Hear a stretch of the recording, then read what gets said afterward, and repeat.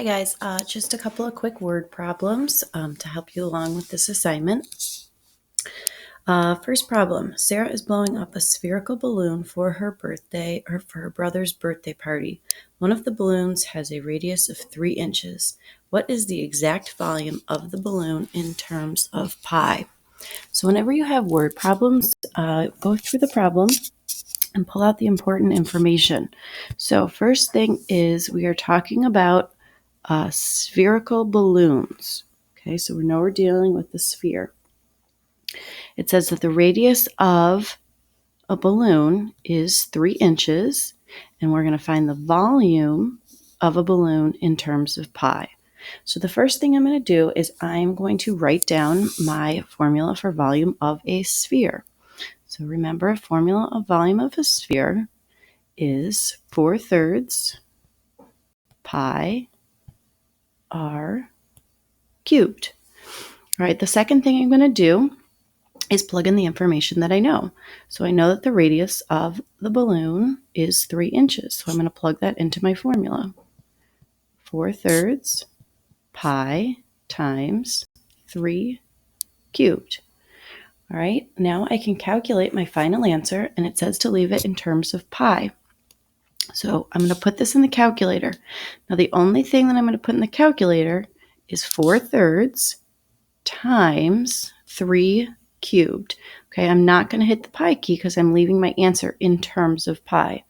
So when I put this in my calculator, I end up getting 36. And then since it's in terms of pi, I'm going to do pi. And remember, you still have to label your answer. So 36 pi inches cubed. Okay, the second part of the question, it says, suppose Sarah can inflate the balloon at a rate of 200 cubic inches per minute. How long will it take her to inflate the balloon? Round to the nearest tenth. So there's a couple different ways that you could go about doing this problem. Whenever I see rate, I think set up a proportion. So that's how I'm going to go through and solve it. Like I said, there are other ways you can do it as long as you can show your work and it's correct. Any way you want to go about doing it is fine. Okay, so my rate, I have cubic inches. So I'm going to think cubic inches, and I'm comparing that to time, which is minutes. Okay, so I'm going to set up a proportion. And it says that the balloon inflates at a rate of 200 cubic inches. So 200 cubic inches per 1 minute. So per 1 minute. Okay, so this is on this side, this is the given rate. On the other side, I'm going to write down in the top, since I'm dealing with cubic inches, I'm going to write down how many cubic inches the balloon actually was. So I'm going to say 36 pi. Now I don't know how long it's going to take to inflate the balloon that is 36 pi cubic inches. That's what I'm looking for, so I'm going to put an X in the bottom. So we're comparing cubic inches to time. Okay. All right, so now that you have a proportion, you can just solve this by doing your cross products. So I'm going to multiply across. I'm going to bring this over here.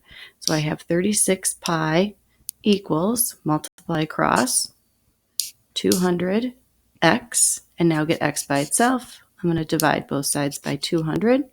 And when you put this in your calculator, because we have this 36 pi being divided by 200, you just have to be careful and make sure that you put 36 pi in parentheses. That way your calculator will divide this whole entire value by 200, not just the pi. So put in the calculator 36 pi in parentheses and then divide it by 200. And we will end up with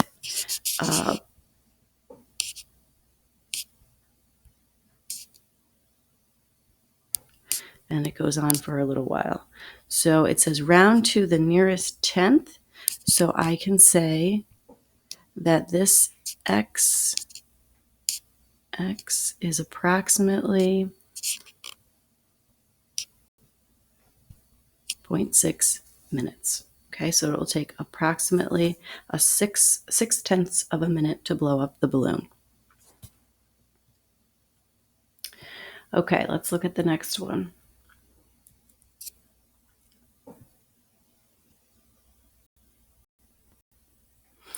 Okay, number two. Number two, it says a snowball has a diameter of 6.3 centimeters. Find the exact volume of the snowball in terms of pi. So when I think about a snowball, this is also a sphere. So if I'm finding the volume of the snowball, I'm going to start by writing the volume of a sphere. So V equals 4/3 pi r cubed. Okay, what I know is my diameter. Well, in my formula, I use radius. So before I can do any sort of substitution, I need to figure out what my radius is. So in order to find the radius, remember I take half of the diameter.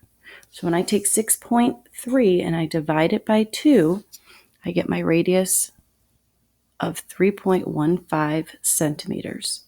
Now that I have my radius, I can plug it into the formula. So 4/3 pi 3.15 cubed. Okay, so now I can solve this. It says find the exact volume of the snowball. Again, I'm going to leave it in terms of pi. So when I type in my calculator, I'm going to put 4/3 and I'm going to put times 3.15 cubed.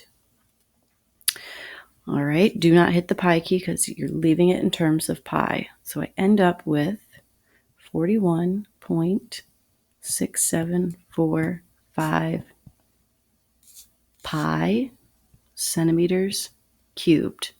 Okay, even though your decimal, it seems like it's going on for a little while, we're not rounding anything. Okay, you're writing that out. We're leaving it in terms of pi. Pi will be in your answer. Okay, 2A. If a snowball melts at a rate of 1.8 cubic centimeters per minute, how long will it take the snowball to melt? And we're going to round to the nearest tenth. So this is just like the last one. I'm going to go through and solve it just like the last one. When I think of rate, I am comparing my cubic centimeters to the time, which is minutes. So I'm going to set up a proportion. This right here is that set rate. 1.8 cubic centimeters will melt in 1 minute. Okay. If my snowball is 41.6745 pi centimeters cubed, how long or how many minutes will it take to melt? So now I'm going to solve. I'm going to cross multiply.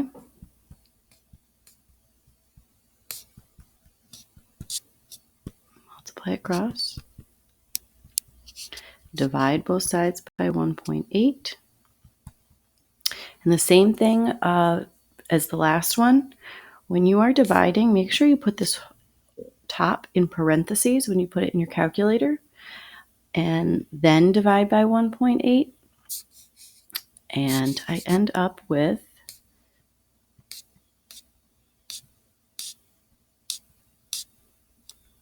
and it goes on for a little bit.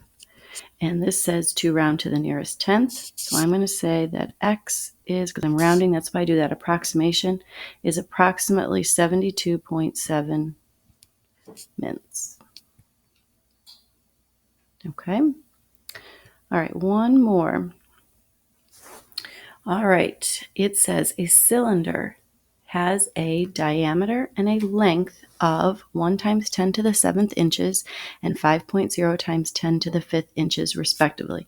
What this means is, see how it's stating the diameter first and then the length? So when the dimensions are listed, that means that this is your diameter and this is your length or your height. Okay, what is the approximate volume of the solid?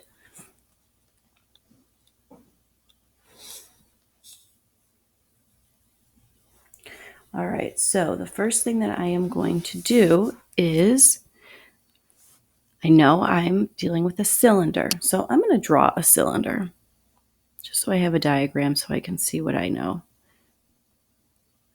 Okay, it says that the diameter, so going all the way across, this is 1.0 times 10 to the 7th. All right, and then it says that the height is 5.0 times 10 to the 5th. All right, now I can see what I'm working with. I'm looking for the volume, so I am going to write down my formula for volume of a cylinder. So V equals pi r squared h. Okay, when I look at my formula, I know the height, but I don't know my radius. I have my diameter. So I'm going to have to find the radius. So remember, the radius, if I take my diameter and I divide it by 2, I'll get my radius. So when you're dividing with scientific notation, we can just divide those first factors. So I end up with 0.5 times 10 to the 7th. Okay, and I'm just going to leave it like this. I don't have to rewrite it in scientific notation because it's not a final answer. All right, so now that I know my radius, I'm going to plug in all the information that I know.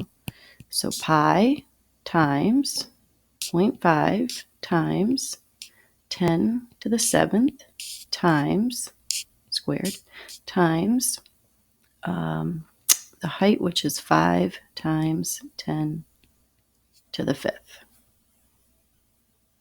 Okay. All right, so I am going to go through and kind of multiply different parts of this out. Because I have my numbers in scientific notation, I can use my laws of exponents to solve this easily without a calculator. So I'm going to leave pi as pi. Now here you're raising a power to a power. So I am going to think 0.5 squared. I'm going to think 10 to the 7th squared, and then I'm going to multiply that by 5 times 10 to the 5th. 0.5 squared, I get 0.25. 10 to the 7th to the 2nd. Remember, you multiply, you keep that base of 10, and then you multiply those exponents, 10 to the 14th. And then I bring down the height. All right, I'm going to keep going with this. Now I'm going to multiply out 0.25 times 10 to the 14th times 5 times 10 to the 5th. So remember, when you're multiplying in scientific notation, we can multiply 0.25 times 5, and that's going to give me 1.25 times, and then when you multiply those powers of 10, remember you add the exponents. So I can say 1.25 times 10 to the 19th power. All right, so I could say that my volume is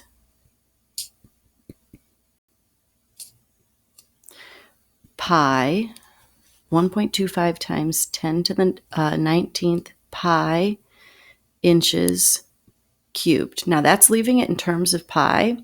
That's an exact answer. This says what is the approximate volume. So I could put this in my calculator. I could type this whole thing in the calculator, and then I can round it. And the directions really aren't telling me what to round it to. So I'm going to round it to the nearest tenth. So I can say 3.9 times 10 to the 19th inches cubed. So either answer would be fine. All right, I have attached the worksheet assignment, so please go through and solve that using Kami. Make sure that you're showing all of your steps, write your formula, show your substitution, and label your answer. Have a good weekend, guys.